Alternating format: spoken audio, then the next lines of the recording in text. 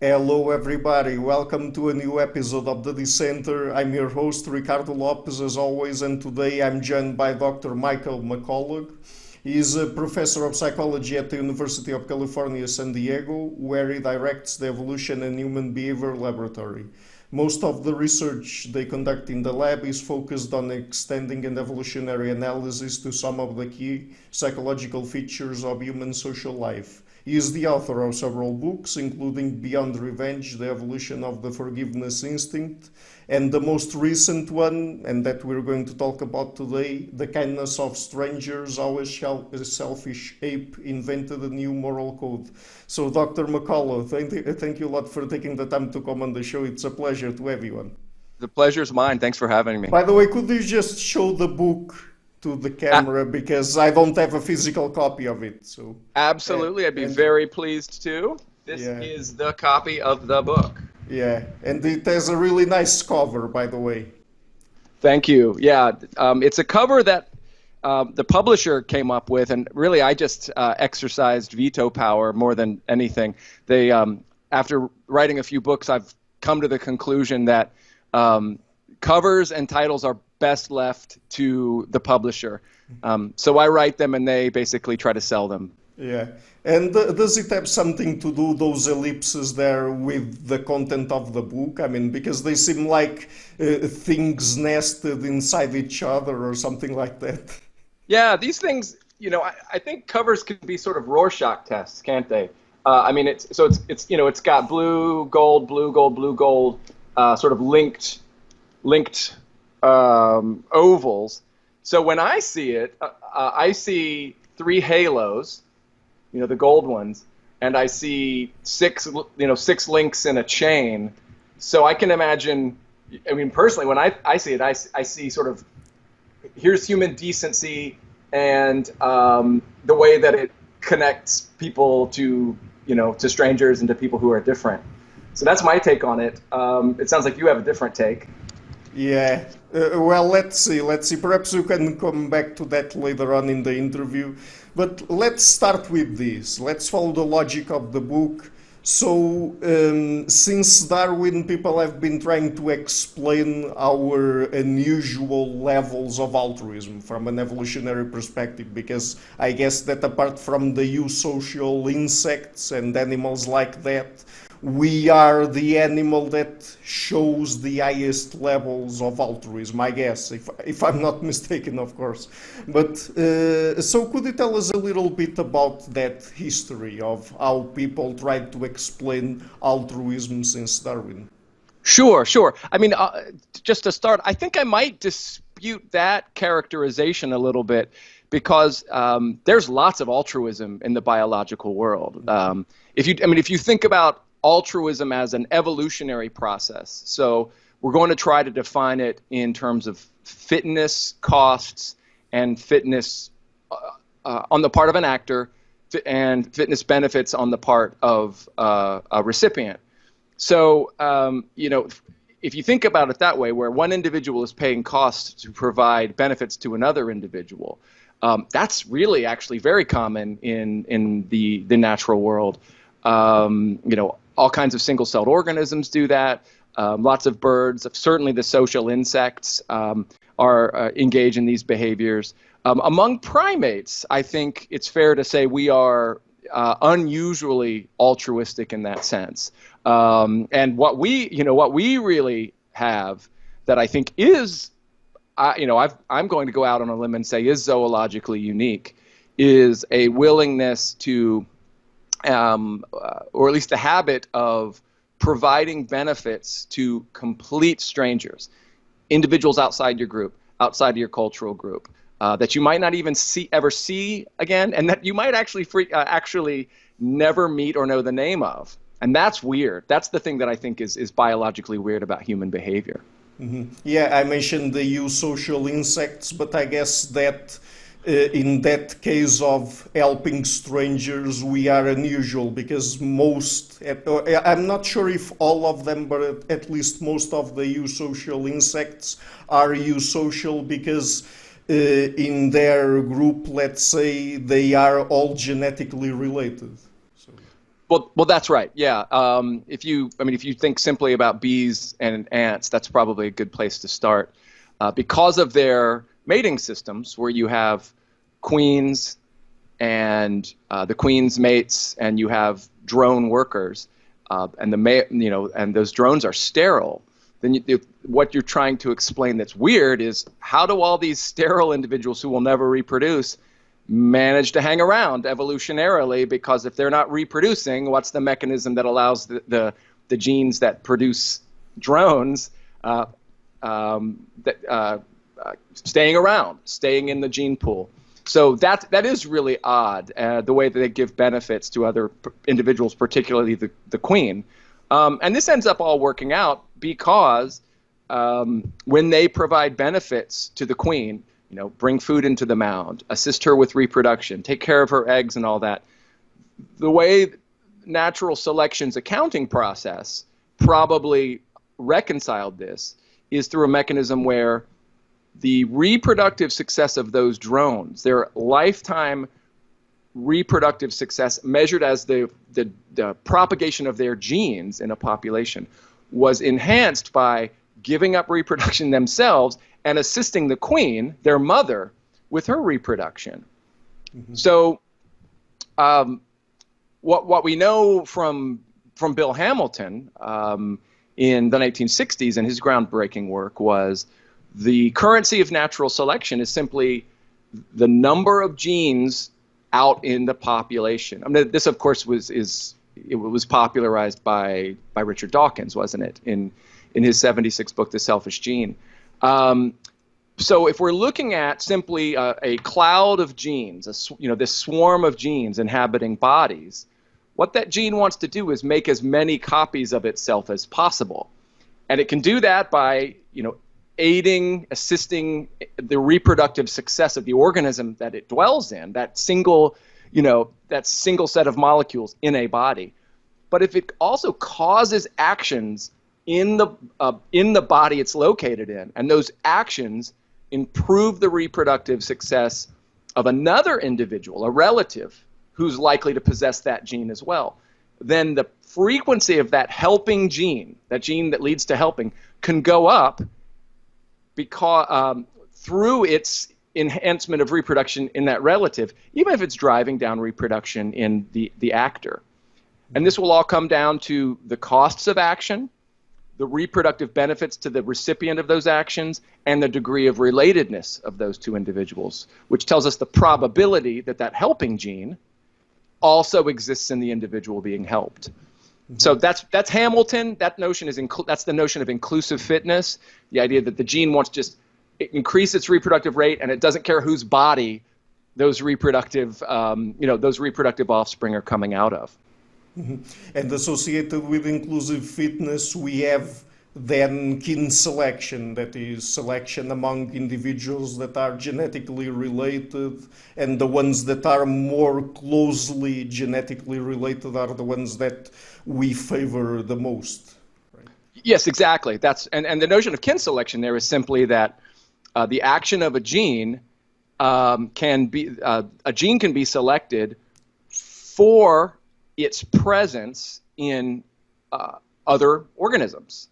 The gene doesn't care whose gonads it lives in. It cares about the number of gonads that it inhabits in the world. So when the gene is evolving by kin selection, it means that the action of the actor is causing the frequency of that gene to increase by its large reproductive effects on genetic relatives, individuals who have a high probability. So the products of kin selection, so we can think, I prefer to think of kin selection as the evolutionary process that gives rise to these genes. So you think of natural selection. Well, a flavor of natural selection is kin selection. And then what it gives rise to is mechanisms in bodies and in minds that promote actions that lead to enhanced reproductive success in those other individuals, those genetic relatives. So the process of kin selection as an evolutionary process is what gives rise to nepotism, to favoritism. It's why people will spend untold fortunes on their children's well-being you know, we'll gladly, you know, we'll hardly be willing to spend an extra dime or dollar to help a kid, you know, that belongs to somebody else's family. It creates this intense favoritism for genetic relatives. Mm-hmm. And we then expand the circle, let's say, with reciprocal altruism. That is a mechanism that allows for two genetically unrelated individuals to establish a reciprocal relationship. Exactly. And if you think about, you know, if you think about altruism in the Hamilton sense, you know, what's interesting about that is, if we're looking at this through the eyes of natural selection, what the cooperation that altruism generates does is it lowers the lifetime reproductive success of the individual whose body that gene is located in, but it's paid for that by enhancing the lifetime reproductive success of the other individuals who are helped, who also have that gene. So you are, through altruism, through the Hamiltonian notion of altruism, you are actually, when you die, you had fewer offspring. You had fewer offspring than you would have if you didn't have that helping gene. The gene exists because it increases the replication of genes in your relatives' bodies. Now, with reciprocal altruism, this is an idea due to Robert Trivers in a paper he wrote in 1971, where he was asking a really different, it's a kindred question, but it's evolutionarily quite distinct. His question was, so given Hamilton was right, he was really impressed with Hamilton. He wondered whether it was possible for a gene to evolve that increases its bearer's lifetime reproductive success, even while it gives benefits to another individual. Okay, so he was saying, what if your fitness, your lifetime reproductive success, can be increased through you paying cost to benefit another individual? That's not a relative. So you're both better off. You're assisting the reproduction of that individual, and somehow your reproductive success is also going up. And what Trivers suggested is, let's imagine that we've got two individuals, unrelated, who are able to provide low-cost help to each other that's really beneficial if you receive it. So yes, it's costly to you to give it, but it's, I'm going to lower this so you can see my hands. It's impossible for me to talk without using my hands. Yeah. This individual is paying costs, it's still too high. This individual is paying costs in order to help this individual. If there is a mechanism that causes you to pay those costs, if the costs are suitably low, so they're not too high, and the benefits are really high, and in giving that benefit to the other individual, it comes into a mind that is programmed genetically to look for opportunities to help you in return in the future, then by providing help to that individual, you seed their minds with the motivation to help you in the future when you need help. So basically, I'm providing low-cost help to you that's really beneficial. That creates a motive in you to return that low-cost, high-benefit help to me in the future. And that's reciprocal altruism. And so everyone's fitness is increasing. You're paying a short-term cost for sure. In a given moment, you're worse off for having benefited the other individual. That individual's better off for having received your help.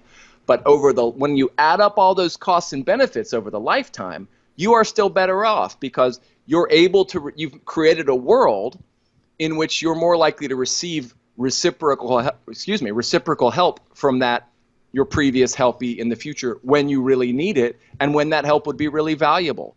So both parties are better off in direct reproductive success as the result of reciprocal altruism or reciprocal cooperation, as Trivers came to characterize it later. Yeah. So we've already talked about kin selection, reciprocal altruism. What about indirect reciprocity? Because that's another mechanism that you talk about in the book, right? Sure. Yeah. So there's been a lot of effort in evolutionary biology and certainly evolutionary science to try to explain the varieties of cooperation we see in the natural world, but particularly in humans. And I'm an evolutionary psychologist, and obviously psychologists are interested in people. So they're going back to the late 80s, a biologist named Richard Alexander wondered about the evolution of humans' moral instincts. Where do we get this desire, this sort of broadband desire to help other individuals? And he proposed this notion that sometimes there is scope for natural selection to create psychological systems that motivate you to help strangers. And so the question becomes, well, how do you get paid back from that? These are people that are not your relatives. They're not people who you expect to pay you back directly in the future. So what evolutionary scenario could give rise to this sort of set of sentiments where you'll pay in order to benefit the welfare of a complete stranger? What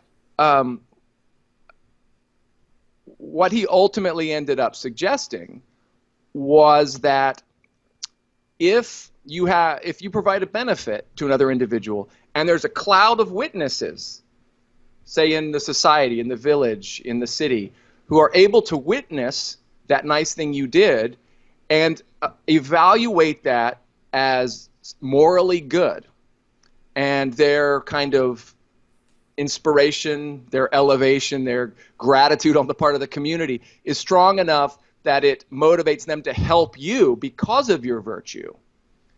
And so they're going to provide low-cost help to them. It's costly, but it's low-cost help at a high benefit rate to you. Then moral assessments of people's goodness on the basis of pro-social behavior will evolve. And as a result of the fact that you get paid back for your virtue indirectly, creates scope for natural selection to build those kind of appetites in us as well. So we're being helped by a third party, basically. We're being compensated or rewarded by a third party who has the ability to form not just memories of who owes it or who has helped it in the future or whom it owes, but also to store away moral assessments of people in its community and sort of appraise them as generous or stingy, good or bad, caring and uncaring, and so forth, and then act on the basis of those moral evaluations. So here's where we can get helping, at least from under a certain plausibility scenario, for helping individuals who never will be able to help you back, either in terms of direct reproductive success or indirect reproductive success, a la Hamilton's work in the 60s. Mm-hmm. And what is your take on group selection? And I'm meaning genetic group selection, not cultural, because there's also that. But there are people that, particularly when it comes to altruism, they bring to the table group selection and as one possible mechanism to explain our levels of altruism. Yeah, right. Group selection has been a part of this conversation for a very long time. In fact, Darwin himself, in one of his latter books, really that was focused on human sociality and human psychology, was curious about where we get our moral sentiments from. Why is it that we take an interest in the welfare of our tribes, of our groups, people who are not necessarily our relatives or not necessarily our very good friends? And his proposal was that natural selection might work at the level of the tribe, so that traits that you might manifest within your group that make your fitness worse off. You're doing things to help individuals, and they're getting those benefits. Those traits, to the extent that they make your group better at fighting, I mean, essentially that's the dynamic he thought was important. When one tribe attacks another, takes their territories, takes their resources, and essentially kind of consumes another group. Any trait that's costly for the individuals within their group, but leads to better fighting effectiveness, better cooperation in the business of war, will spread through the population. He called it tribe selection, or I suppose it's come to be called tribe selection. So we can go from the 1870s straight into the 20th century and see that this idea, while not being developed with a whole lot of formality through the 20s and 30s, when we had what's been called the neo-Darwinian synthesis, where you had evolutionary scientists bringing Mendelian genetics together with population genetics to try to explain natural selection in purely genetic terms, which is what we ultimately want. They begin to play with the idea that groups might have, that individuals within groups might have higher average fitness, ultimately because the group is more, as a whole, is more reproductive relative to other groups. And so that helping gene that's harmful to your fitness within the group can still spread within the population of groups, each of which has its own individuals in it. So this idea sat around in biological thinking through the 40s, 50s, 60s, and 70s. And, you know, if you watch animal documentaries from back when I was a kid in the 70s and, you know, certainly even to the present day, you'll see animal behavior enthusiasts asking, like, why does the lion always catch the slowest gazelle, or why does the lion always catch the weakest, other four-footed critter that it likes to eat? And you'll hear narrators commit to this idea that the weaker or slower individual is giving up his fitness or her fitness for the benefit of the group. So they're taking actions, they're sort of willingly putting themselves into the mouths of predators for the benefit of the other healthy individuals. So this idea kind of sits out there, in the world, having a life of its own. And by the time you get to the 1960s, you've got full-throated endorsements of this idea of genetically groups consisting of genetically selfless individuals in the right kind of population landscape, potentially being able to take over the territories of groups filled with just individuals that are committed to seek to promoting their own self-interest. This is an idea that really was brought to the table and formalized by Vero Wynne Edwards in the 1960s, and his work was extremely influential.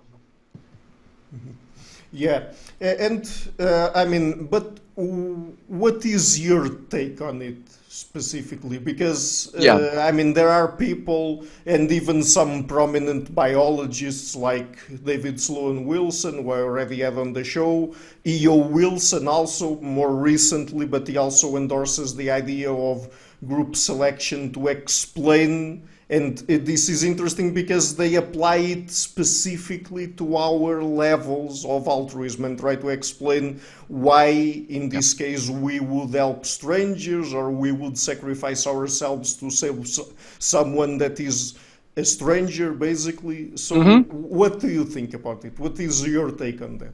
Sure. Wynne Edwards' conceptualization of group selection was really dead on arrival, because it requires some very restrictive assumptions about how groups are put together. Excuse me. How groups are put together, how they defend territories, and so forth. So that idea was pretty quickly sort of strangled after a decade or so.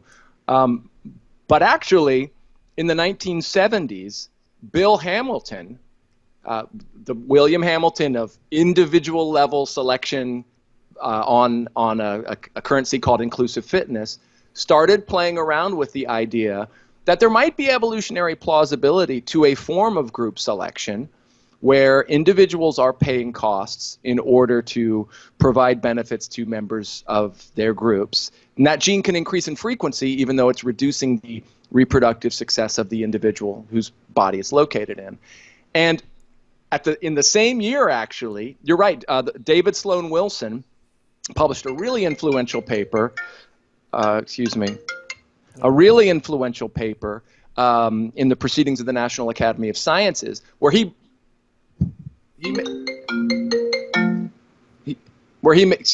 made exactly the same point, identical point.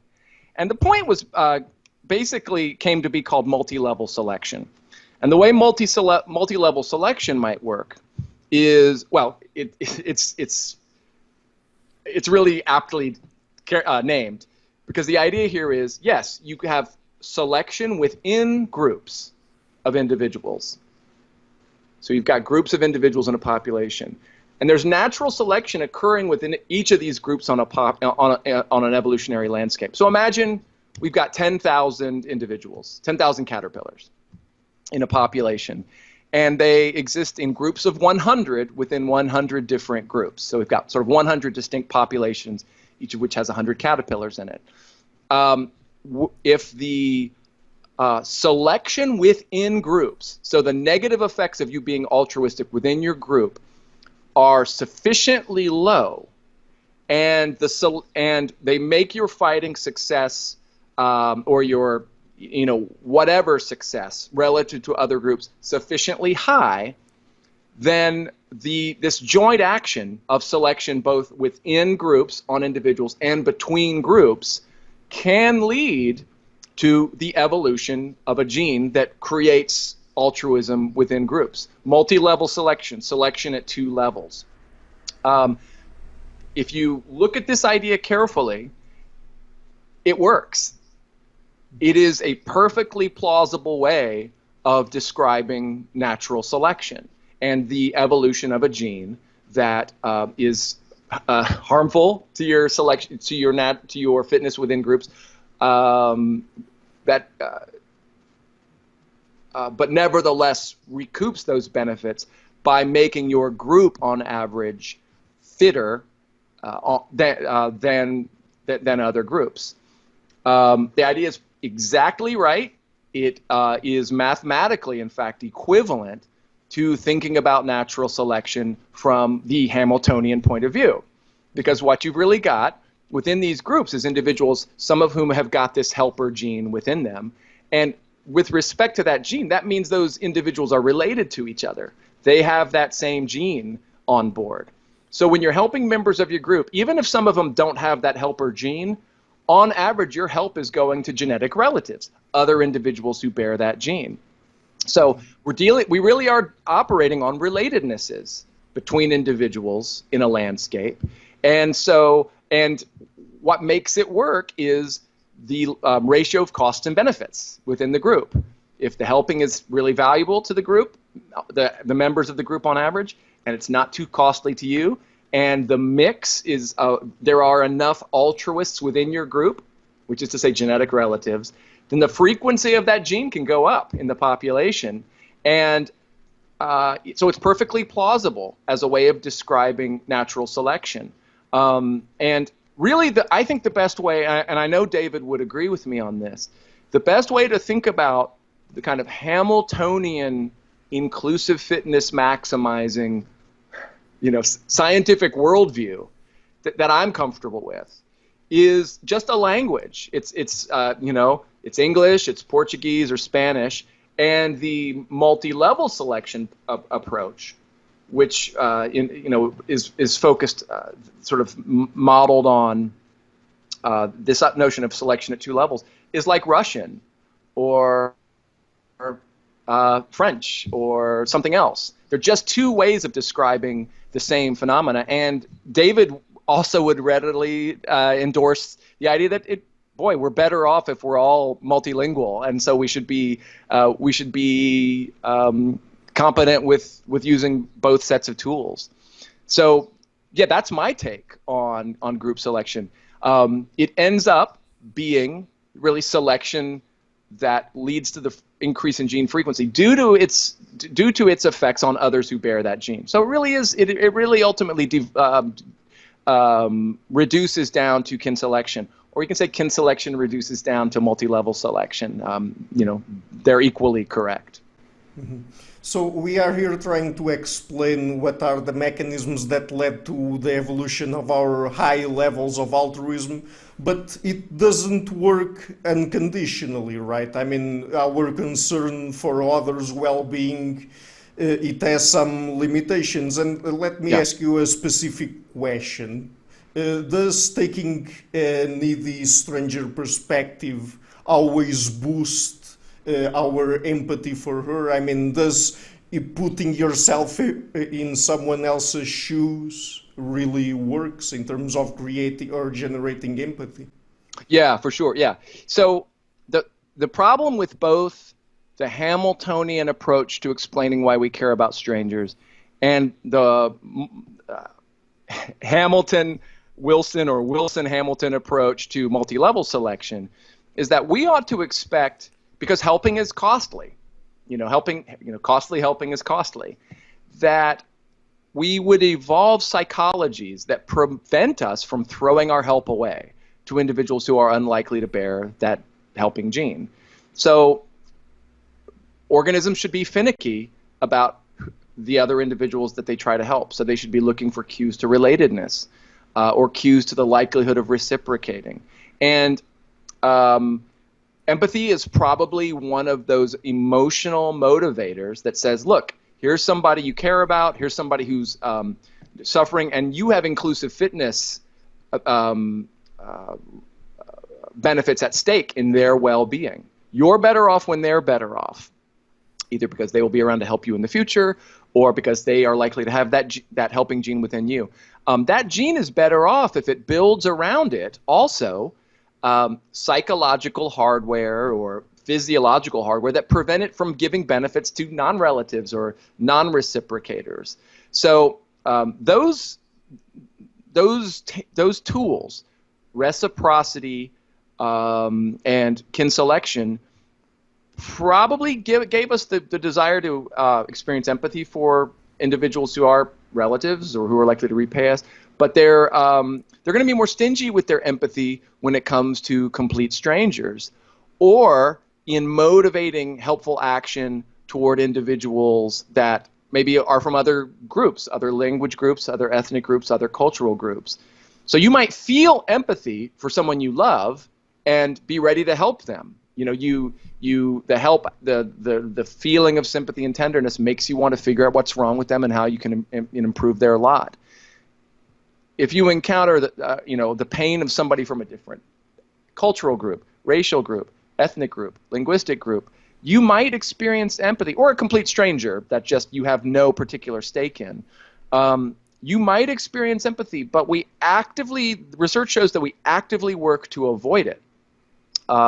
We will go out of our way because ultimately we know it's tied to costs. So we will actively try to squelch empathy or avoid experiencing it in the first place when what's at stake is whether we're going to stop and interrupt our days in order to spend time or energy or money or other resources to help a third party.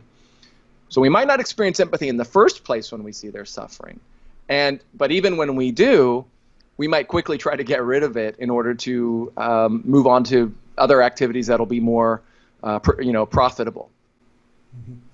And generally speaking, what are the kinds of traits that someone has to exhibit, or at least the ones that generate more empathy towards someone that is suffering or needs help or something like that? What are the kinds of traits that really turn on our empathy and perhaps behaviors that people have and stuff like that? Yeah, it seems that when we are directly confronted with the need of somebody that is in most ways is like us, need alone, or we can assume is a compatriot, someone who's in our world and in our community, someone from the same university you're at, for example. Simply knowing that they have a need and that you have the ability to provide low-cost help is often enough, and that direct encounter with their suffering, learning a little bit about them, seeing that you have a resource that's cheap to provide and would be really helpful to them, that is often enough. You encounter them, you've come to like them, you've come to know a little bit about them, and you realize you have the ability to help. That's enough to get empathy. Relatedness, certainly. Friendship generates empathy. But feeling that somebody's benevolent doesn't mean you any harm. And can also, and importantly, through your help can be restored to wholeness, can be restored to wellness, can be made productive again. These are the kinds of traits that seem to promote empathy, which in turn then promotes you, motivates you to look around and see if there is some way you can help. Careworthy, benevolent, they don't mean us harm. We know them, they have a need, and we can imagine a way in which we can help them alleviate that need. Mm-hmm. And what about more vulnerable people, like, for example, elderly people, children, women? Is it the case that we tend to feel more empathy, or at least to show helping behavior more toward those kinds of people that are more vulnerable? Yeah, certainly when we see people with deep needs, who need medical care, or who need food, or need some cash in order to invest and build a business for themselves, or who have sick children, who have lost a spouse to war or to disease. These people really do move us. And all it actually takes is some exposure to those needs. Direct face-to-face contact, or contact over the television or a podcast or something like that. When we can look someone in the eyes and see what their needs are like, and realize that we have the ability to help very cheaply and very effectively, that vulnerability makes us willing to help. There is a caveat, though, which is we really dislike and have an aversion to helping people who we do not think are going to be helped in the long run by our help. So we're very skeptical of helping people who we don't view as competent to take advantage of our resources and make the most of them to make themselves self-sufficient in the future. We don't like helping the idle and the ungrateful. So even when we encounter the needs of people who seem to be, unwilling to, get back up on their feet and help themselves, then our empathy really has limits to it. Likewise, if we see people that we don't think would be able to reciprocate, that inability to reciprocate is also kind of a warning light on the dashboard that says you probably need to think twice about whether this is somebody that's worth investing your time and effort in, because it's not clear they're going to ever be in a position to repay you or repay society. Mm-hmm. In the book, in trying to explain why and how we are kind to strangers, you at a certain point mention 3 different instincts: our knack for reciprocity, our desire for a good reputation, and our capacity for reasoning. So could you explain that, and how you arrived at those 3 instincts and put them at the basis of our kindness to strangers, basically? Yeah, sure. So for the reasons I kind of described, I don't think when we take an interest in the welfare of suffering people in the developing world, or the education of other people's children, on the other side of the country, or the retirement benefit, the Social Security benefits going to an elderly couple in, I'm down in about as far in the south of the West Coast as you can be. I'm just 15, 20 miles from Mexico. The Social Security benefits of an elderly couple in, let's just say, up in Maine, about as far away in the U.S. as you can be for me. That is not well explained by kinship. For the reasons I say, we're very good at figuring out who our kin are. Moms know who their children are. Siblings know who their siblings are. And those abilities to recognize kin are evolved. There are evolved systems that build motivational systems around our convictions that people are related to us. So it's not going to be kin selection. Likewise, those same kinds of people are going to be unlikely to help me in the future reciprocally. So I think reciprocity is sort of a small bit player, right?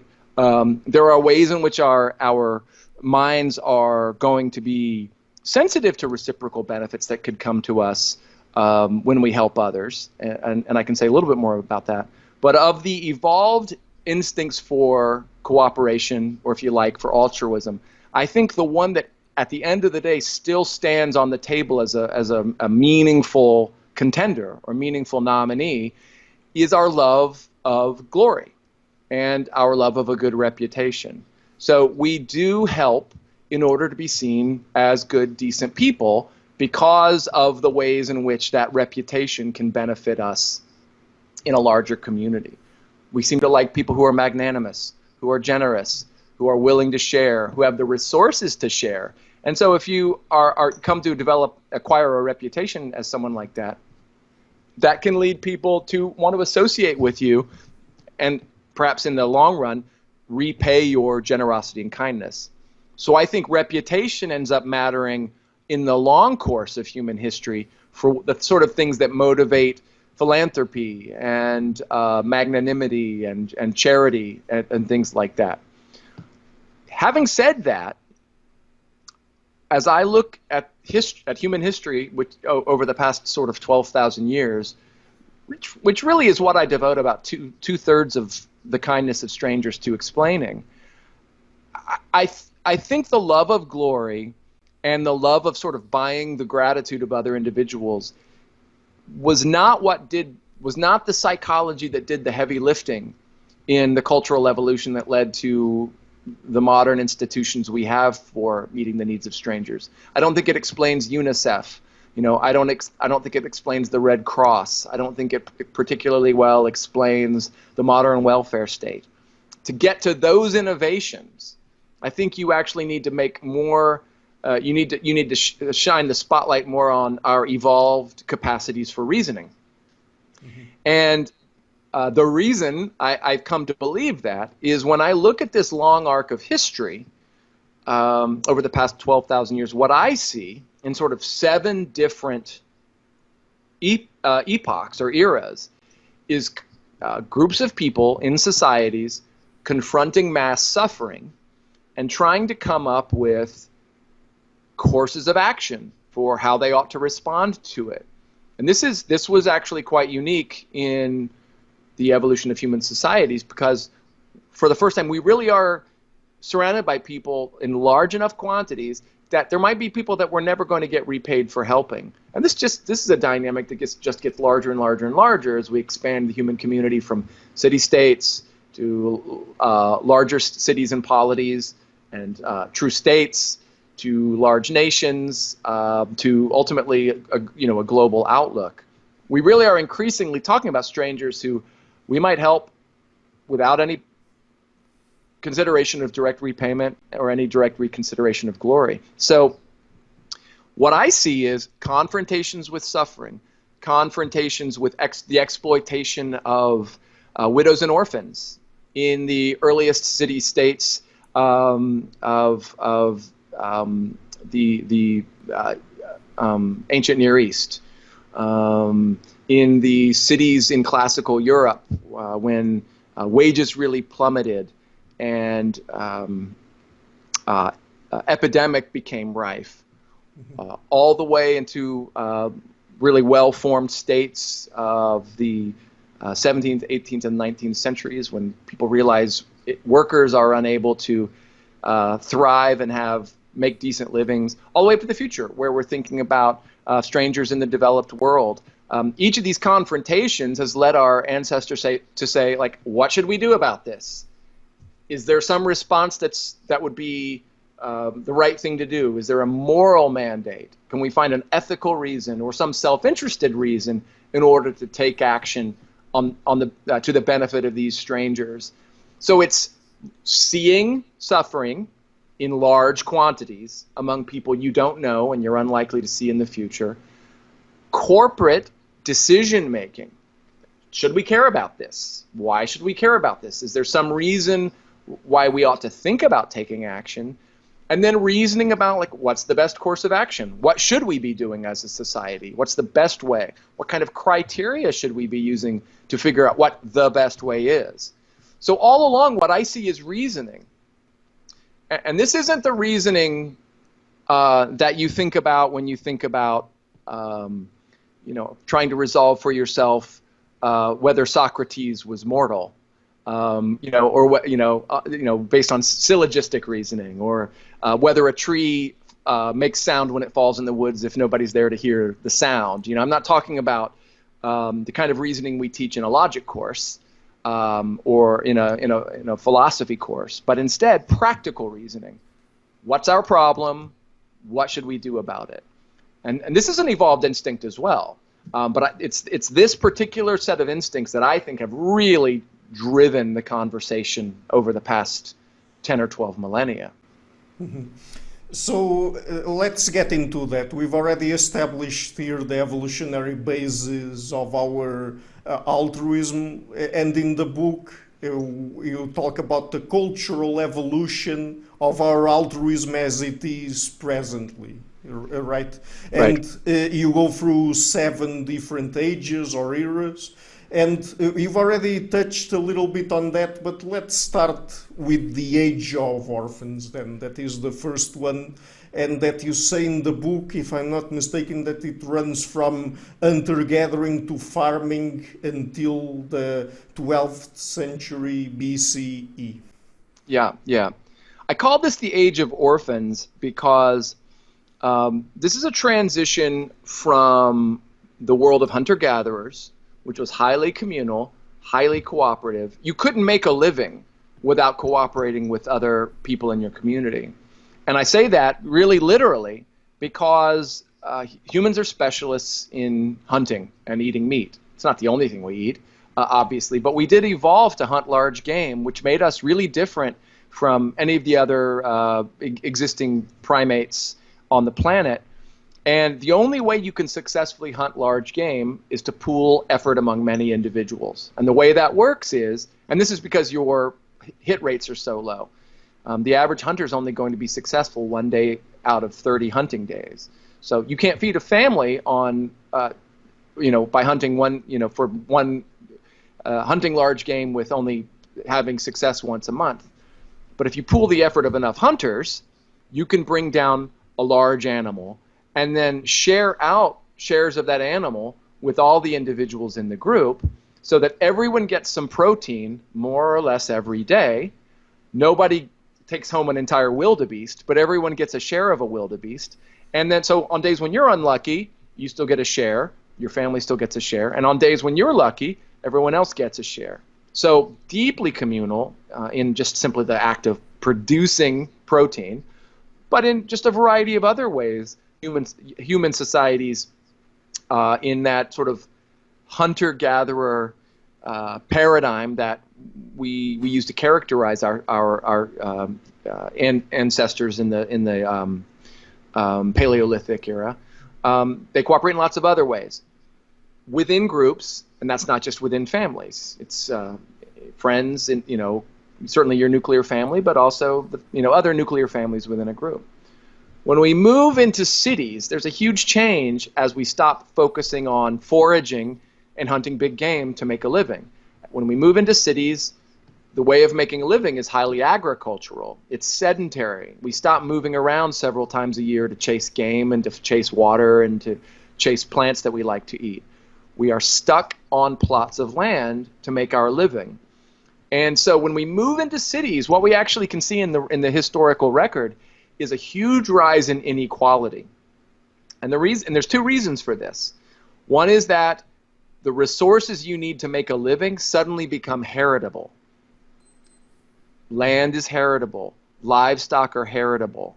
All of the other goodies that you build around your life in order to be able to work the soil, to tend to your animals, those material goodies become heritable. You can pass them from one person to another, and because we evolved with an interest in helping our relatives, you're going to direct those resources to relatives.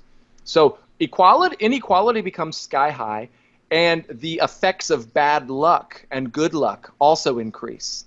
So inheritance of property, and you blend that with individual differences in good luck, what that means is individuals who are extraordinarily unlucky may have to actually dig into their own resources more and more simply to stay at sort of survival level subsistence, whereas the really lucky are able to take risks, buy a new set, buy 5 new cows, buy new livestock, buy the farm of the individual next door whose husband just died.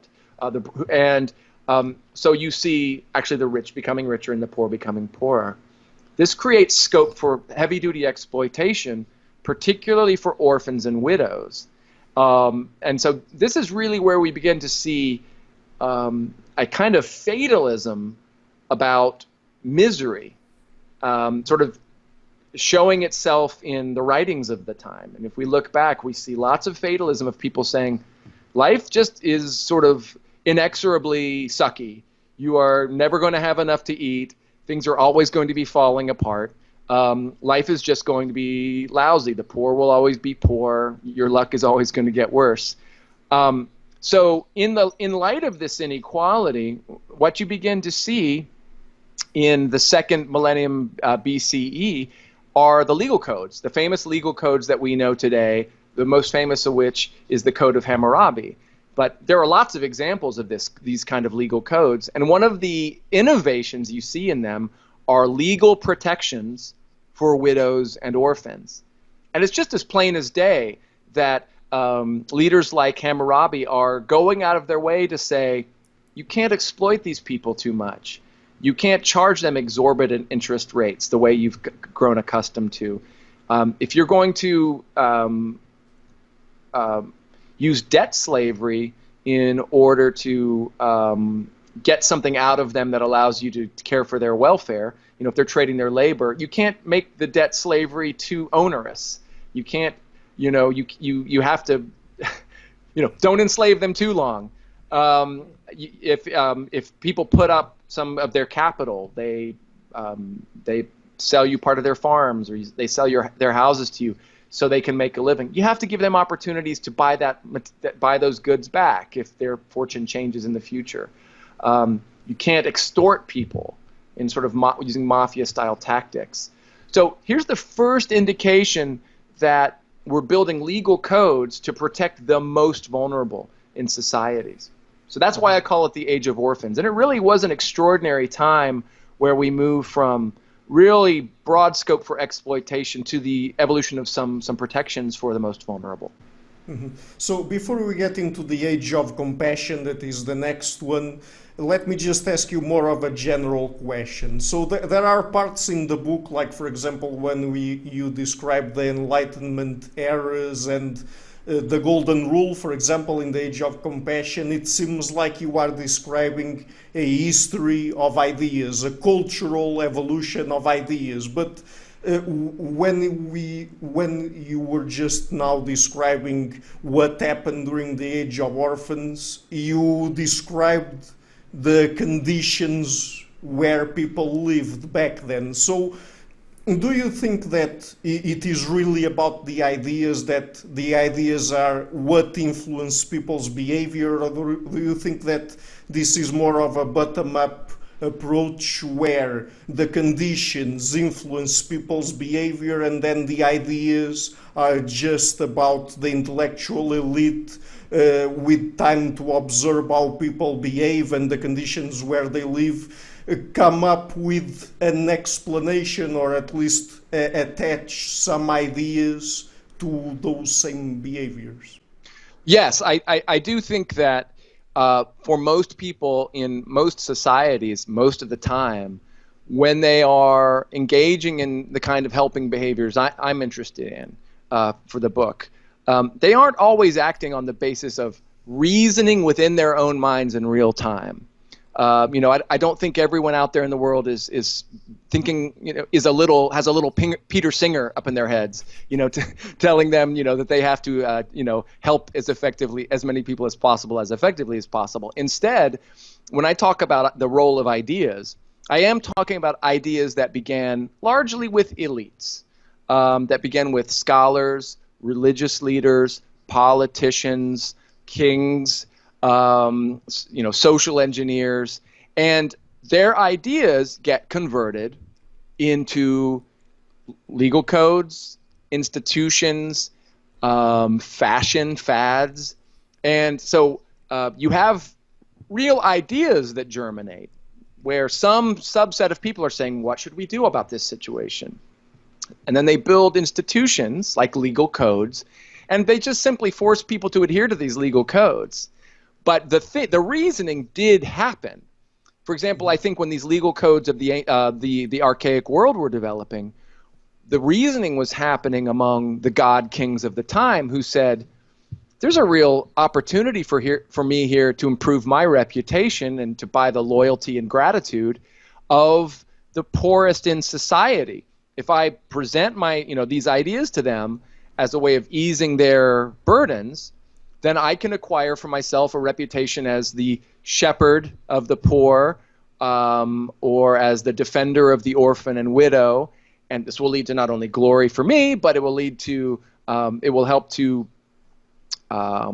signal the legitimacy of my offspring as future leaders. It will benefit my household even today. So there are real reputational rewards to be had if you're one of these ancient god kings, realizing that it would be a good, it would be a good idea to protect the orphan and the widow. So you say, what is this a problem?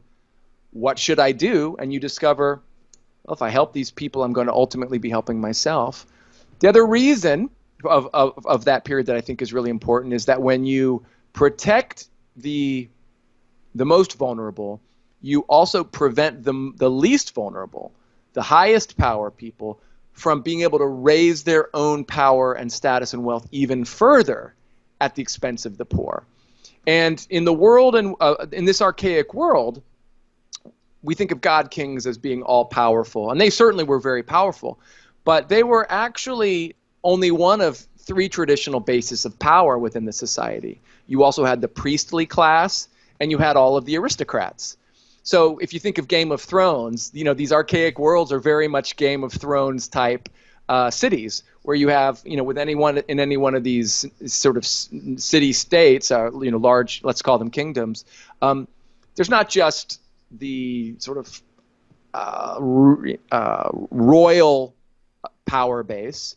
There's also this priestly class with lots of resources and lots of power, and all these fat cats with lots of money and big farms. So as the god king, you're able to lower the power of your rivals by simply increasing protections over the poorest in society.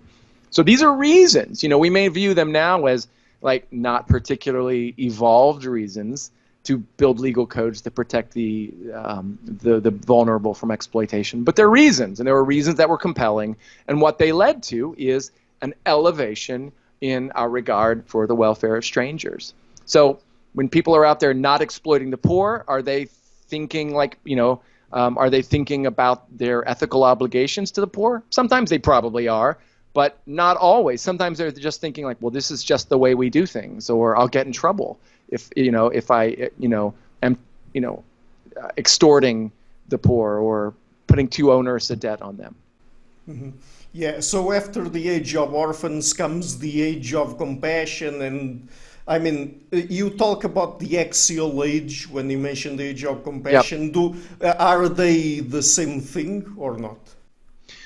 Well, yes. I've created in the book this place in world history between about 800 BCE, before the Common Era, and 200 BCE. So the first century before Christ, if you like, BCE, now we say Common Era. In that period, you see the birth and efflorescence of the world religions that people still practice today. Judaism, Christianity, Buddhism, Hinduism, and then later Christianity and then Islam. That 600-year period is often called the axial age. A lot of people think there wasn't anything real. There was no real axial age, But I think it's a useful landmark, historical landmark, and useful way of characterizing that period, because there were weird things going on. There were special things going on. Ethical systems were becoming more sophisticated. They were becoming more pro-social. Kings were becoming less godlike and more just like super special, super rich, super powerful human beings. So society was becoming slightly flatter. We were beginning to ask questions about what do we do about strangers, and what's the role of compassion in living a good life. So things do get different during that era. And I mean, it's also the age of classical Greece. And you do see in that period a variety of new ethical ideas and new institutions, both of which seem to support care for the poor and the needy. So I do think something special happened in that age of, if you like call it the axial age, for the purposes of the book, I'm calling it the age of compassion. So yeah, I think there is something discrete there, with fuzzy edges, of course, just like all of these eras. I mean, if you think about it, like the information age, where did the information age start? You could say like with the transistor. It came out of all of its, all of the innovations that preceded it. And so I think we can playfully refer to something like the axial age without taking it too literally as having some single, day, month, and year when it started, and single day, month, and year where it ended. Day, month, and year when it started, and single day, month, and year where it ended. Mm-hmm. And next comes the age of prevention, but it begins by around the 1500s, right? That's right. Yeah. In that age of compassion, or axial age, you see the golden rule evolving in all of these world societies almost simultaneously. It's so strange, but you see the golden rule showing up in Hinduism, in Buddhism, in China, ancient Chinese religion, Confucianism, Judaism, and you don't see it so much in classical Greece, but you do see lots of institutions arising within societies for the care of the poor. You see in ancient Israel, you see soup kitchens, dowries for widows, hospitals, schools, and in fact, in axial age Israel, you couldn't start a new city that didn't have a hospital and a school in them. They had to have those resources. You see hotels or hostels, if you like, for strangers from other societies to come and use so they don't have to sleep in the streets. In Greece, you see the first Veterans Administration, pensions for war veterans. You see daily food rations for the disabled. You see the first work programs. Lots of modern-sounding innovations in classical Greece. So that really is, I think, something special, both ideas and institutions. And we kind of live on those ideas and institutions all the way through the first 1,500 years in the Common Era until you get to classical Europe about 1500. And material conditions are changing society wide enough that we see the need for new innovations. Wages are stagnating. The poor are becoming very vulnerable. The price of food is increasing. We see actually epidemics, and all of these conditions conspire to make life pretty lousy for the poor, and even certainly for the working poor, but also for the disabled poor as well.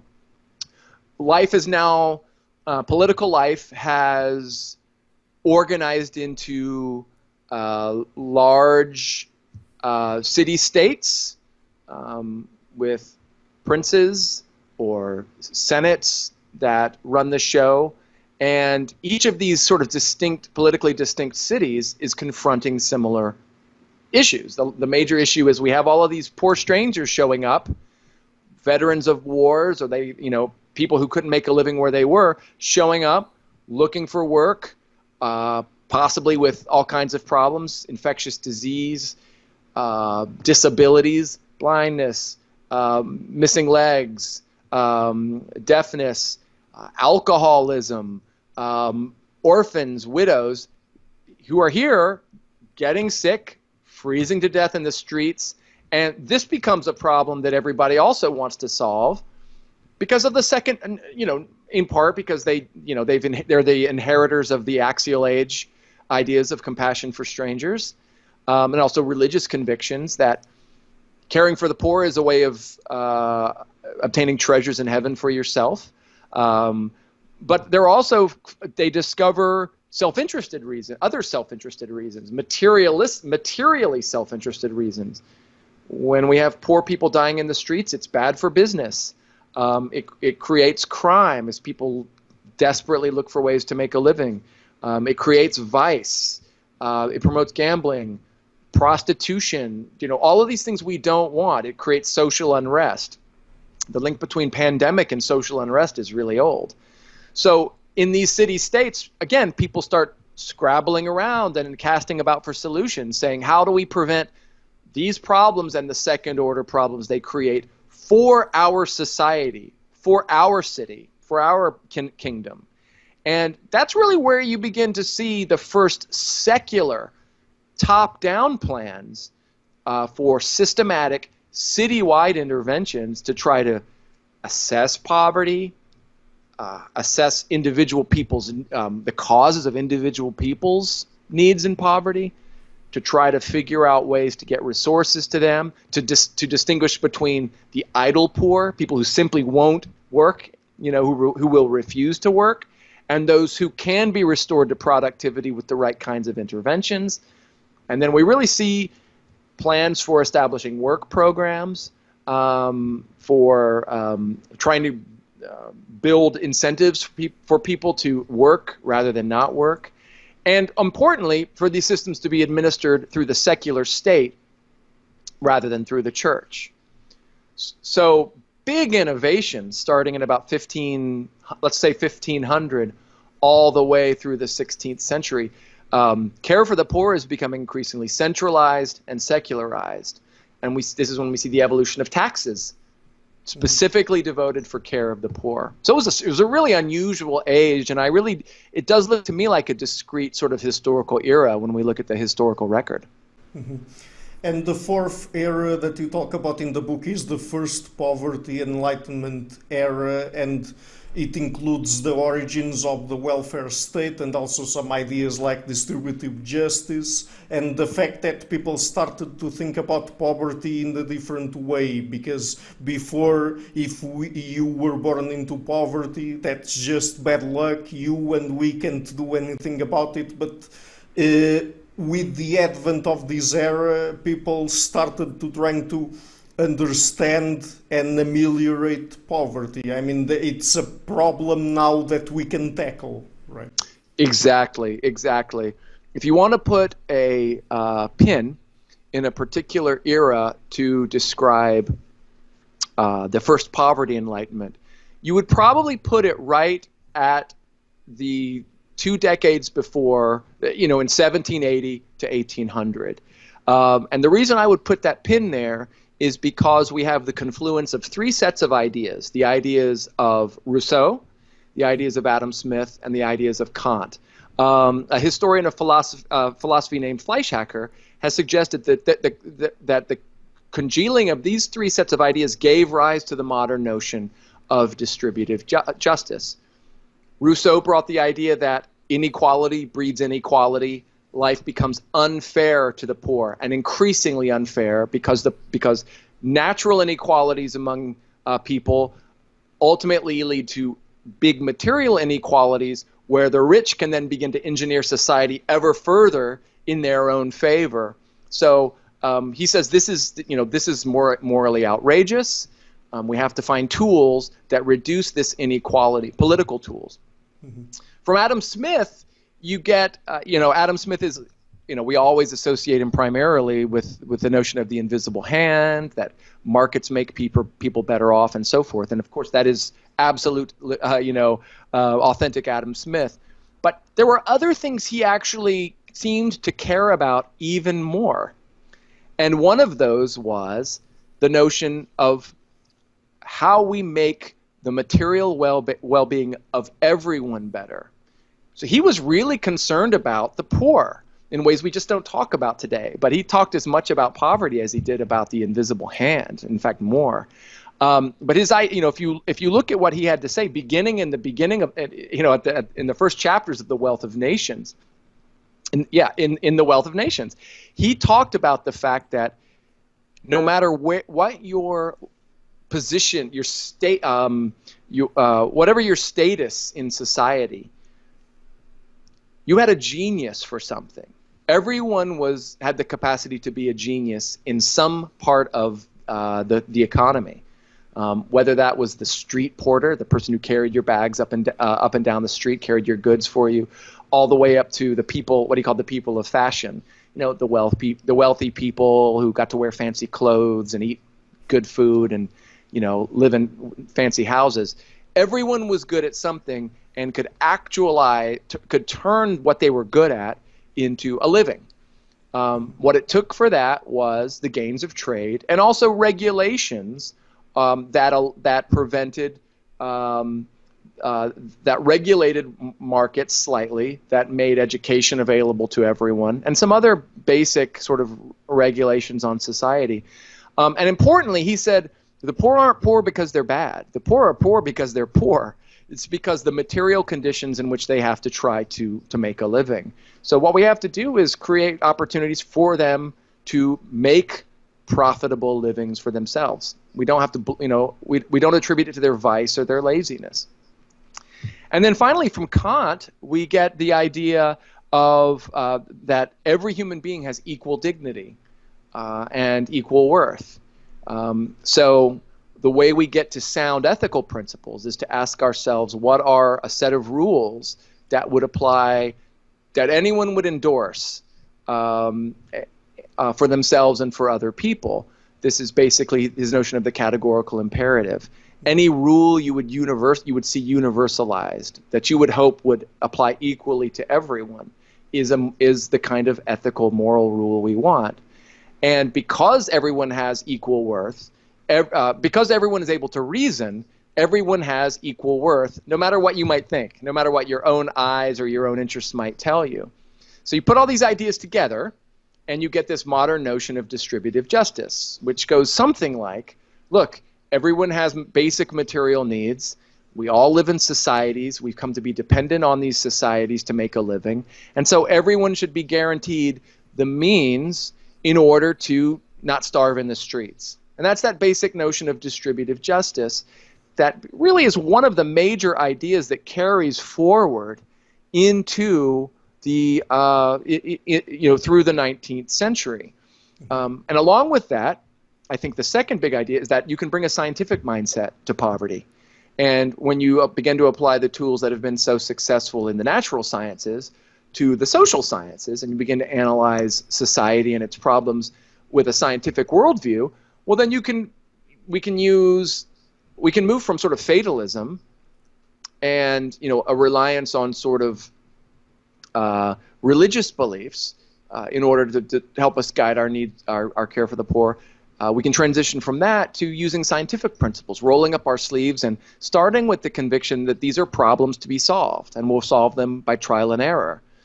So this is an era that gives rise to kind of the modern social work movement. It gives rise to the idea that if we want to figure out how to cure poverty, we should figure out how many poor people there are. So you see the first modern statistical studies on poverty. You see the rise of the settlement house movement, the idea that we should move into individual poor cities or poor parts of cities and try to figure out what kind of services we might provide or study poverty intensely in those particular neighborhoods. You see the rise of charitable organizations, and also charitable organizations whose purpose is to organize other charitable organizations. So we start to get really systematic about how to try to think about where the poverty is located and to really fine-tune interventions. And you also see the rise of the modern welfare states toward the end of the 19th century, where we see the very first nationalized insurance systems for old age pensions, for disability payments while people can't work, payments for illness. Then we see, as we move into the 20th century, the first large, broad-scale welfare states where we have housing allowances for the poor, we have family benefits, we have food benefits, we have old age pensions, we have disability pensions, and we begin to really create large insurance schemes around our citizens out of recognition that actually we're economically better off, not if we're throwing the poor under the bus, but if we are allowing them to actualize their ability to be productive. And so this is a real change due to, starting with Adam Smith, that we're not better off when we have this caste of semi-slaves. We're better off when those semi-slaves become people who can participate in markets and build wealth for themselves, and because the people they trade with will also be better off due to the gains in trade. So huge innovations that I associate with this first poverty enlightenment. Mm-hmm.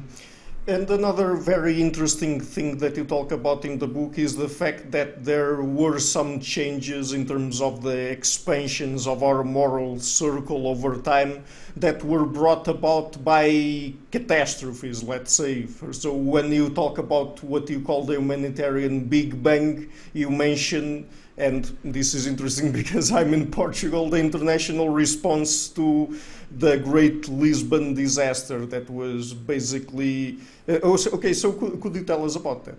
Sure.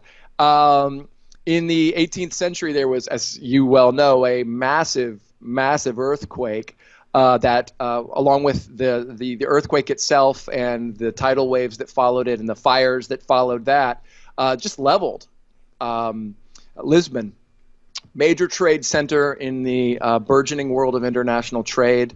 Horrific damage, had the potential to pauper the entire country of Portugal. And in response to Lisbon, this was an untold tragedy. This was a natural disaster unlike the world, Europe had ever seen. You see the nations, their trading partners, wanting to assist Lisbon in their recovery and reconstruction effort. Very unusual. Prior to Lisbon, the countries of Europe were rivals. They viewed each other as participants in a non-zero-sum game. So Portugal's disaster would have been England's gain, or Spain's gain, or Hamburg's gain. Particularly so because they were all colonial countries, right? I mean, they were colonizing practically the entire Earth, let's say, apart from Asia maybe. But that's a really good insight. I hadn't thought about that, but they really were rivals in the sense of working for a massive global land grab. So yeah, that's right. They were rivals in that way, but also becoming increasingly interdependent on each other through trade. So in response to Lisbon, you see England and Spain and Hamburg reaching into their own pockets, sending their own ships in order to provide goods and money and supplies to assist with the reconstruction effort. First, multilateral international relief efforts, humanitarian relief efforts. Mm-hmm. While that's going on, two other really cool innovations start occurring. Well, one of the ideas that comes out of the poverty enlightenment is the idea that there's a basic human dignity, and out of that dignity becomes certain requirements to help individuals who are in need. That basic sort of distributive justice idea begins to be applied to nations themselves. And the idea that percolates up from this is the idea that nations have the duty of care for other nations in humanitarian crises. And furthermore, that they owe each other the ability to help each other build their economies, to develop, as long as it isn't too costly to their societies. Mm-hmm. So multilateral aid, international aid.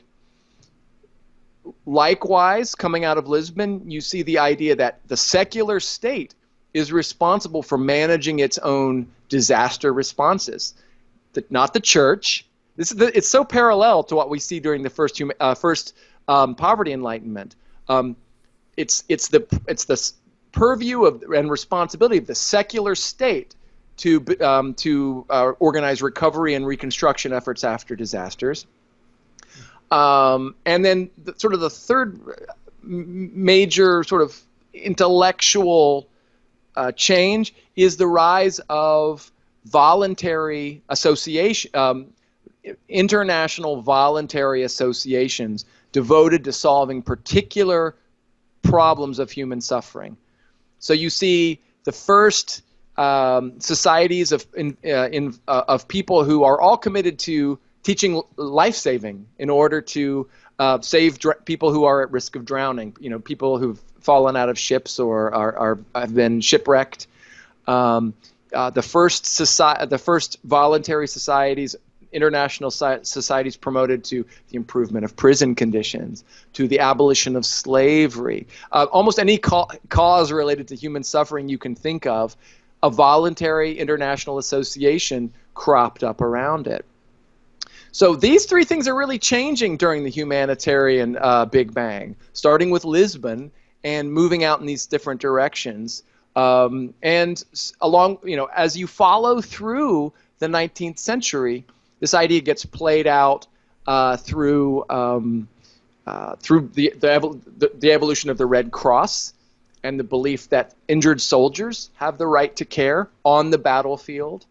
The idea that the collateral damage of war, non-combatants, even the non-combatants of the people that we're fighting with, they have the right to care. Prisoners of war have the right to care. And you see this humanitarian ideal, this notion that, plainly put, it sucks to be the victim of a crisis. Just the tendrils of that idea just spread out through lots and lots of concerns. I mean, this Kantian idea of basic dignity that everyone possesses, and as a result has the right to humanitarian regard, we extend out through the Civil War, the American Civil War, through all of the wars in Europe, and then finally through World War I and then into World War II. This voluntary humanitarian movement, that we maybe is typified best by the Red Cross or Save the Children, or those are two great examples,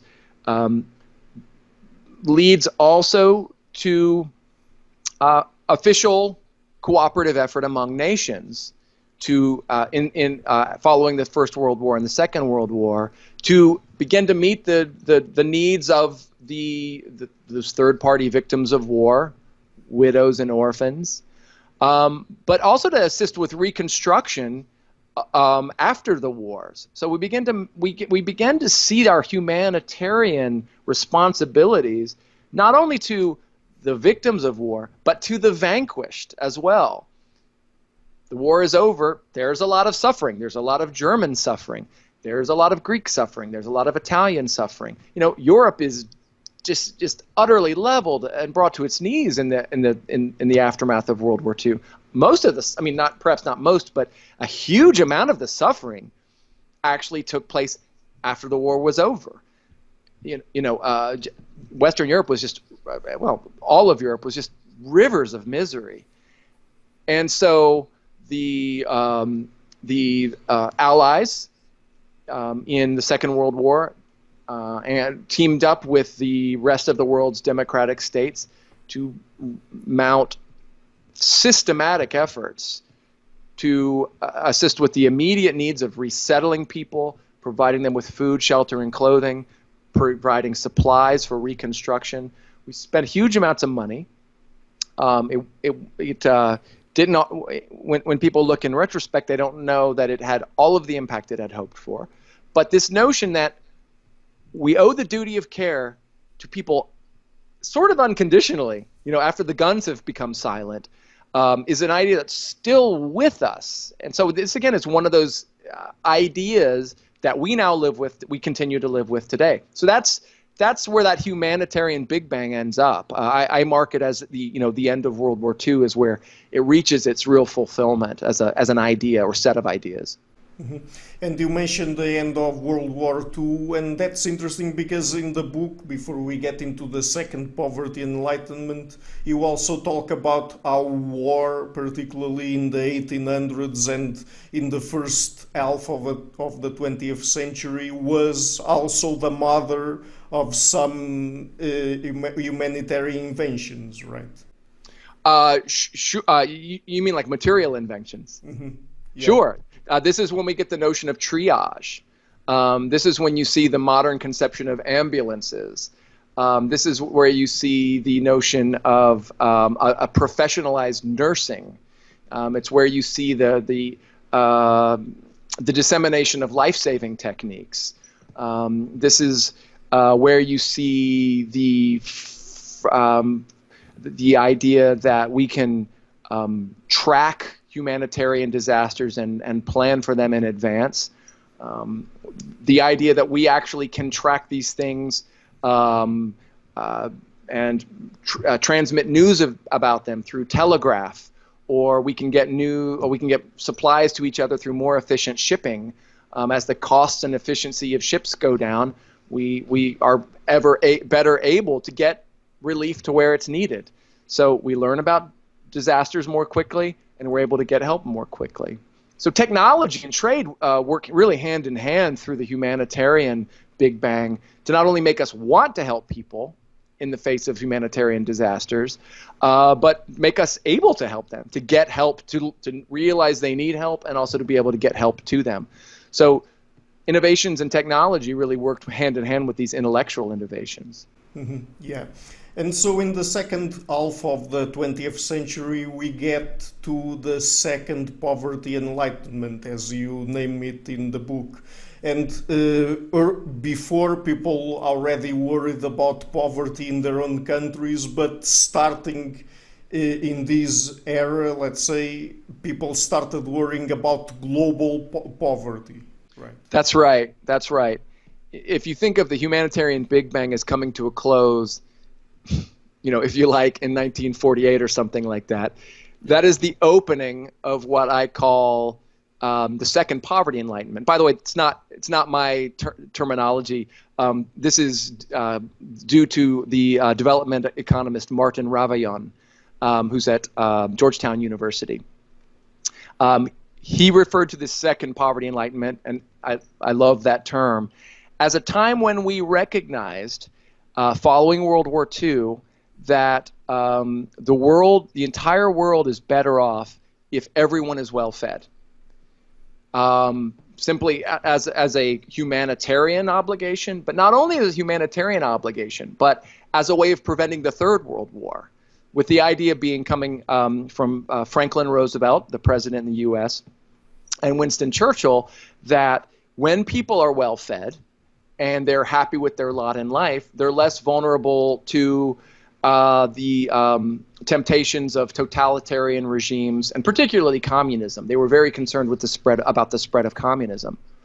So among the world's democratic nations, and joined also by other nations as well, the United Nations began to form and congeal and really grow in strength, and began to formulate plans for stimulating development in what they once called the Third World. We now just call it the developing world. But this is where you begin to see these nations ask, how can we get technology? How can we get scientific information and scientific innovations to the developing world so they can become more self-sufficient? By the time you get to 1960 or 1970, everyone recognizes that we're not putting enough money into this.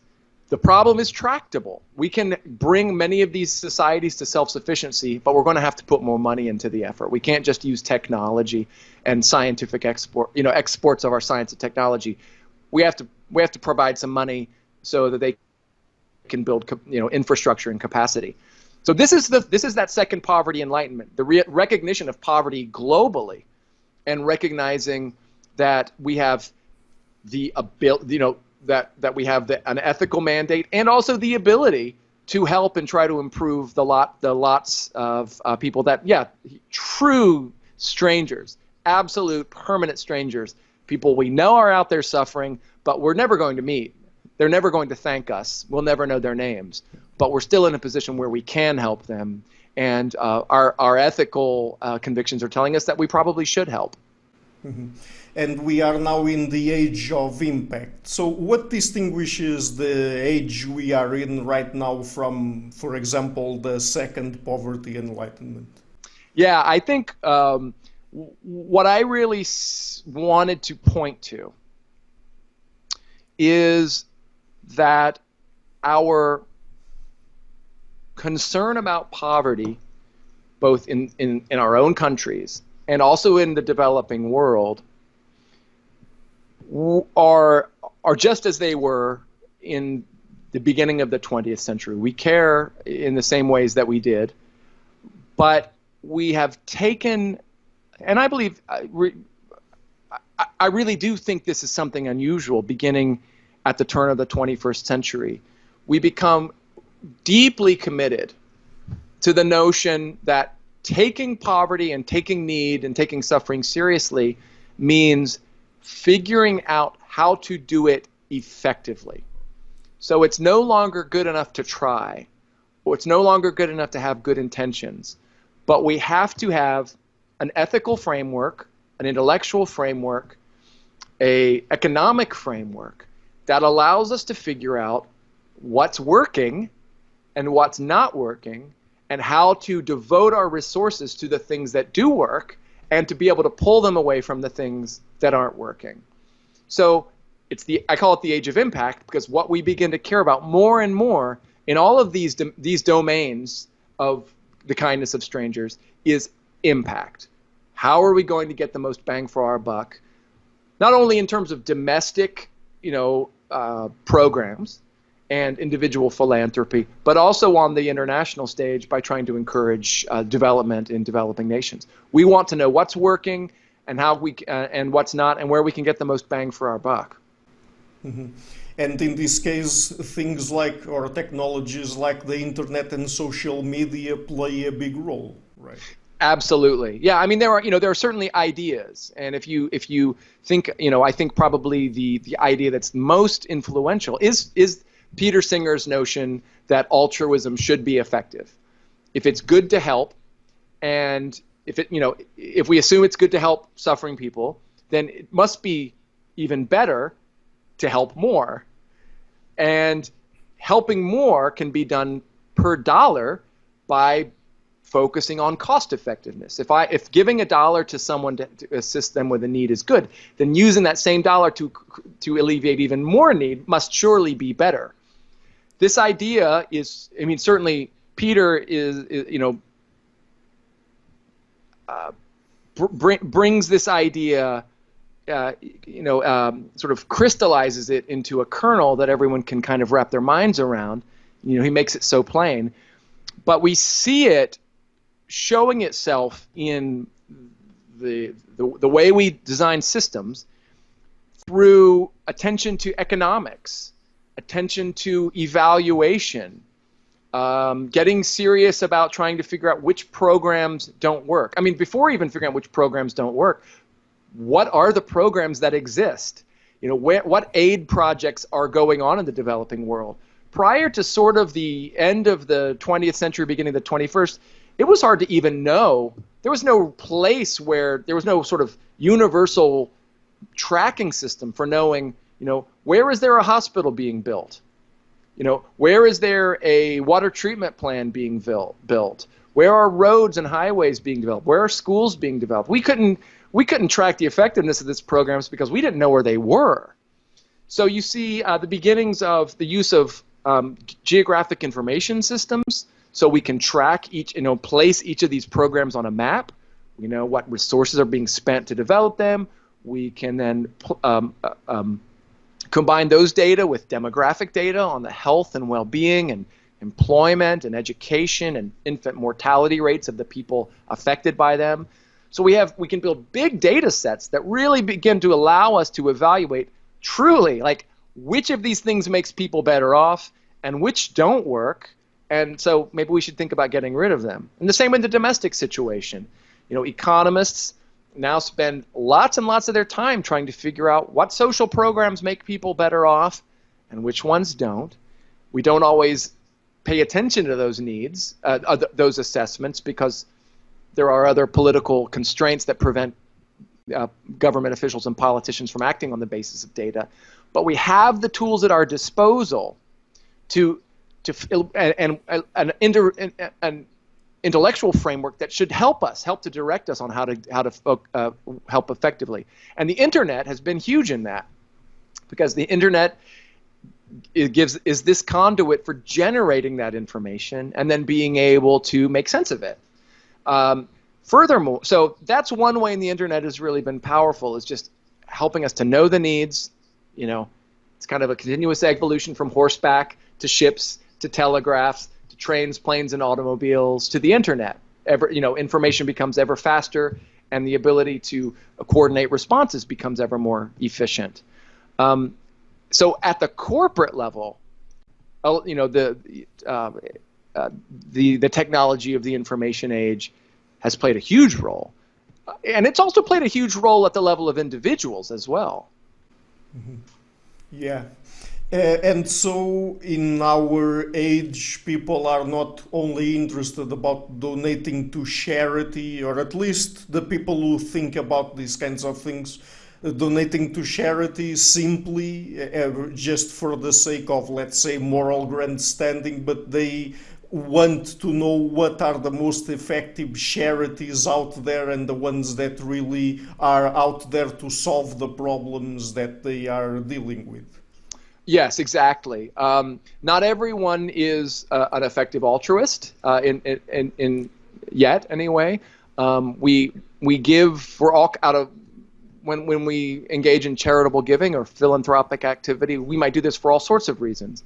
There might be, if you're a super wealthy person, you might say, well, I just like astronomy. I want to know more about the universe, so I'm going to pay for a big observatory at a university that I like, or I'm really into protecting rainforests, so I'm going to devote a lot of my wealth to that.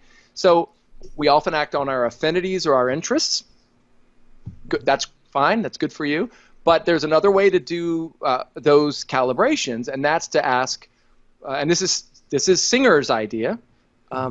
That's also really been taken up in the large philanthropic community by people like Bill and Melinda Gates, and Warren Buffett. How can we put our dollars, big amounts of money, to work in the developing world, or somewhere else, to leverage huge amounts of effectiveness to really make a dent in particular kinds of human suffering?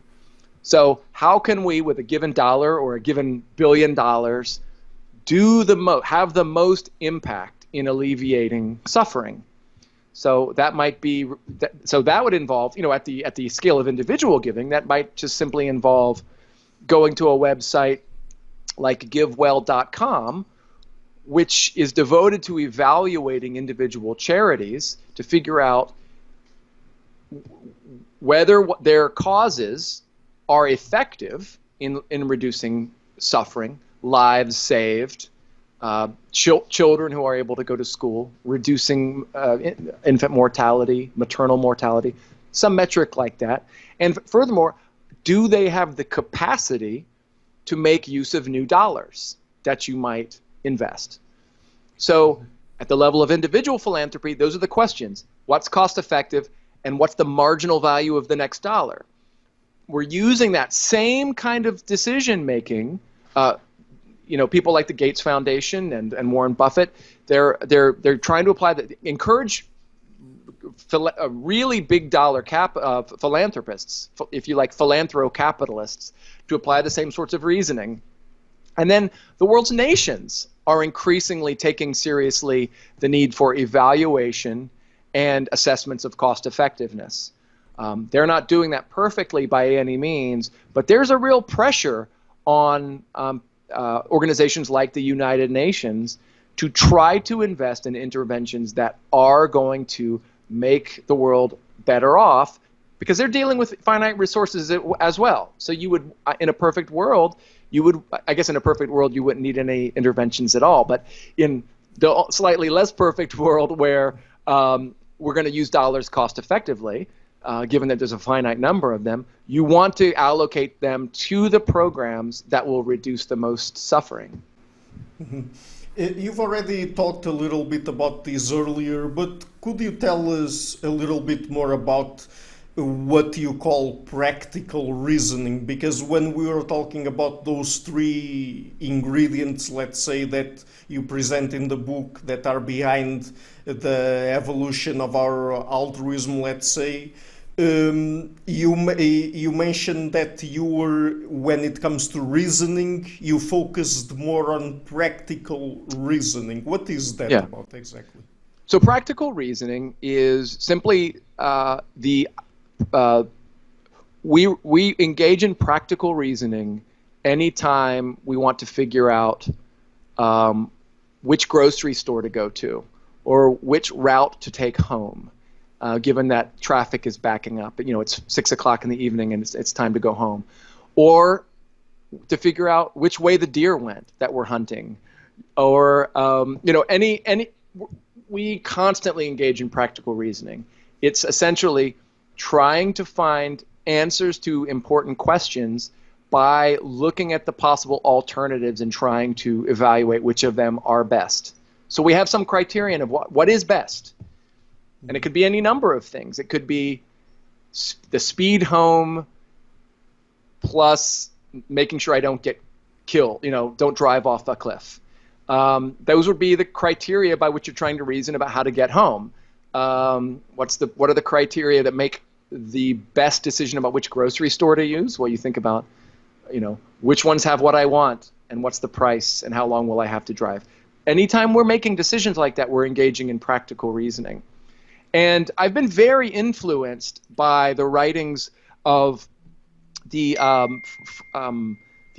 French psychologist Hugo Mercier and the evolutionary anthropologist Dan Sperber, who have written brilliantly about practical reasoning, both in some of their published journal articles and in a recent book.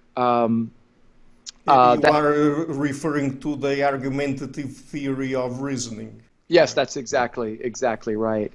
Their argument is that human reasoning exists to promote argumentation. Our capacities for reasoning actually don't work so well when we're just trying to solve complicated problems in our head, because we have lots of biases in perception, which they talk about brilliantly. When reasoning becomes powerful is when we use it in argumentation, arguing with each other. People who are equally concerned with figuring out what's the best way to do this thing. So, I have my perceptions, I have my opinions about the world. I care about my opinions being right. I want to impress you with how right I can be. But those are not your interests. Your interests are in showing how right you can be and how impressive you can be. And we're lazy, we're cognitively lazy when we find enough evidence to support a pre-existing conviction. We stop, engaging in informational search. So we're terrible at reasoning on our own because we have these internal cognitive and perceptual biases. But when I bring my lazy reasons to you, and you bring your lazy reasons to me, now we're in kind of it. We're going to argue, and I'm going to see all of the biases that came to bear in your argument, and maybe all the weaknesses to it, and you're going to see the weaknesses in mine. We both want to be right. We would both like to make the correct choices, but it's hard to do in your own mind. So you put your reasons out there, you let people attack them, you let people put their reasons out there, and you attack them. And because we really are trying to be correct, we really want to figure out where the deer went. We really want to get to the right grocery store. Our decisions with regard to those criteria, getting home in one piece as quickly as possible and so forth, those outcomes do get better. They get better with time.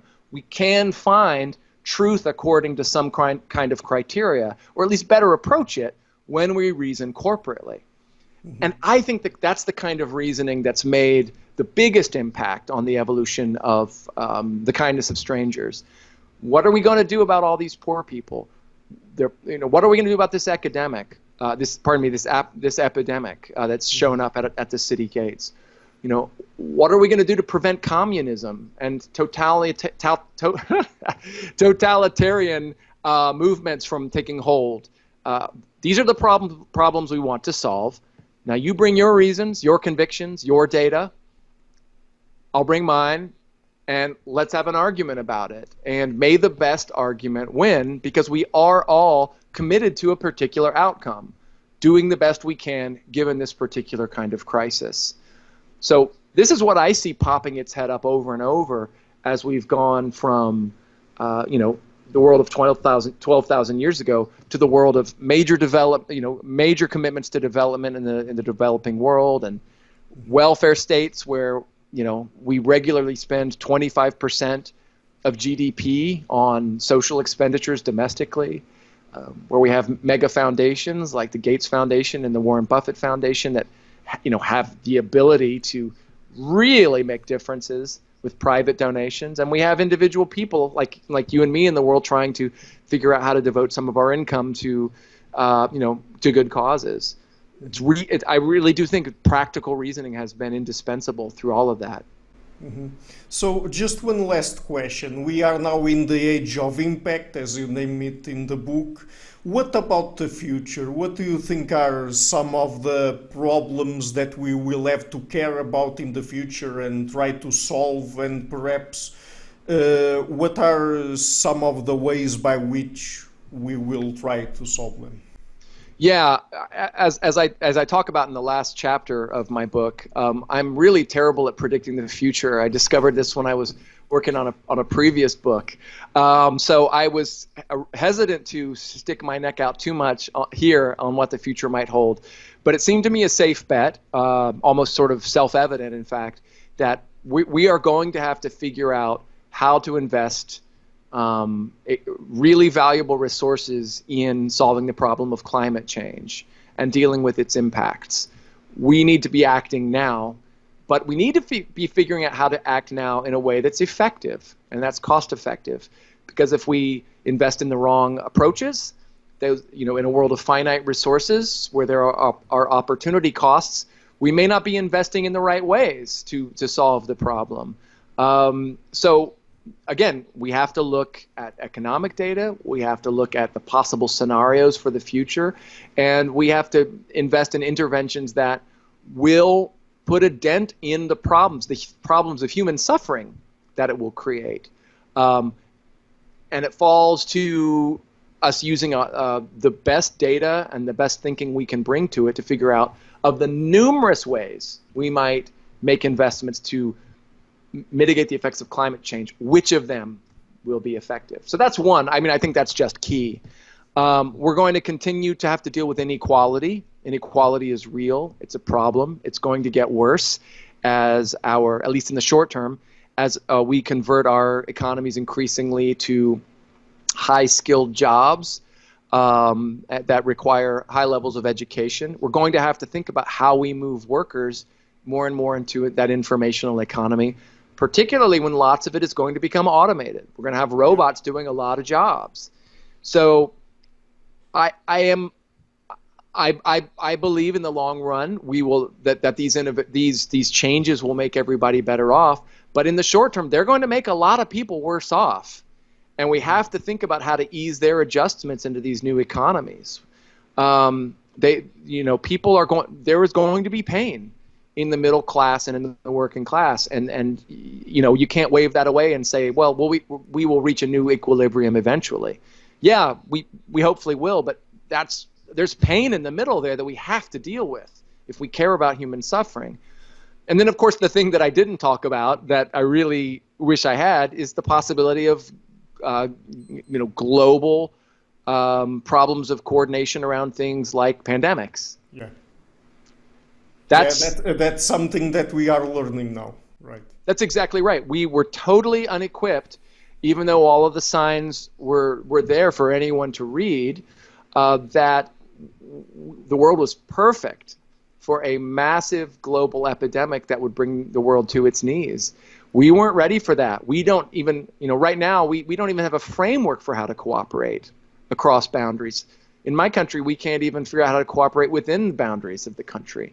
So we do not know how to think altruistically about these kinds of major collective action problems. They're new to us. We've torn down a lot of the infrastructure we might have relied on, the post-war infrastructure, actually, of the second half of the 20th century. We've given up on maintaining those public goods. So we've got serious problems associated with that are about making resources available to benefit other people's welfare.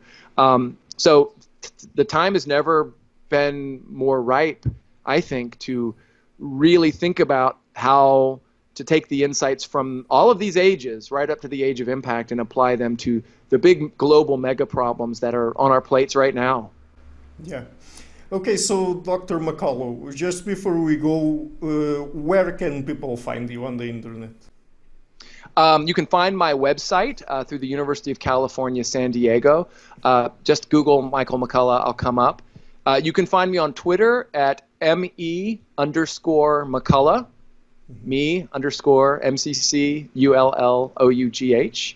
And I blog at socialscienceevolving.com, where I write about social science and often about its relevance to thinking evolutionarily about human psychology. So there's 3 good ways to track me down. Yeah. Okay, so guys, again, the book is The Kindness of Strangers, Our Selfish Ape Invented a New Moral Code. And please run and buy it. It's a very interesting book and a very good read, by the way. So thank you a lot for writing it, Dr. McCullough, and thank you for taking the time to come on the show. It was a pleasure to everyone. It was a pleasure. I really enjoyed it. Thank you, Ricardo. Hello everybody, thank you for watching this interview until the end. As you might have noticed, I've started this channel back in February 2018 and have been putting out regular interviews with academics and intellectuals from a variety of fields. And to keep the channel sustainable, I would like to ask you to please visit my Patreon page and to consider making a pledge there. And I also have links to PayPal in the description box of the interview. Otherwise, and if you like what I'm doing, please share it, leave a like and hit the subscription button. I would also like to give a huge thank you to my patrons and main supporters, Karin Litske and Blanchett, Perga Larsen, Lau Guerrero, Francis Ford, Hans Frederick Sunda, Ricardo Vladimiro, Craig Healy, Adam Castle, Olaf Alex, Jonathan Wiesel, David Diaz, Anian Kata, Jacob Klimpy, Matthew Whittingbird, Arno Wolf, Tim Hollacy, Enric Alenius, John Connors, Paulina Barron, Philip Force Connolly, Jerry Mueller, Herbert Gintis, Rutger Voss, Bo Weingard, Rebecca Newberger Goldstein, Dan Demetri, Robert Windiger, Rui Inácio, Arthur Coe, Marco Neves, Max Belby, Colin Holbrook, Susan Pinker, Thomas Trumbull, Bernardo Seixas, Pablo Santurbano, Simon Columbus, Jorge Espinha, Phil Kavanagh, Corey Clark, Mark Blythe, Roberto Inguanzo, Michael Stormir, Eric Neumann, Samuel Andreev, Tiago Nunes, Bernard Hugney, Alexander Dunbauer, Omari Hickson, Felicia Stevens, Fergal Cusson, Evan Bodrenko, Hal Herzog, Nuno Machado, Don Ross, João Alves da Silva, Jonathan Leibrant, Oslem Bullet, Nathan Nguyen, Stanton T, Samuel Correa, Eric Hines, Mark Smith, J.W., João Eira, Tom Hummel, Sardus France, David Sloan Wilson, and Yacila Deza Araújo. My producers is our Weber, Jim Frank, Lucas Stafiniak, Dr. Ian Gilligan, Sergio Quadriano, Luís Caetano, Matthew Lavender, Tom Vanagdam, Curtis Dixon, João Linhares, Benedict Mueller, Vega Guidi, and my executive producers, Michel Rugieski, Rosie, and James Pratt. Thank you for all.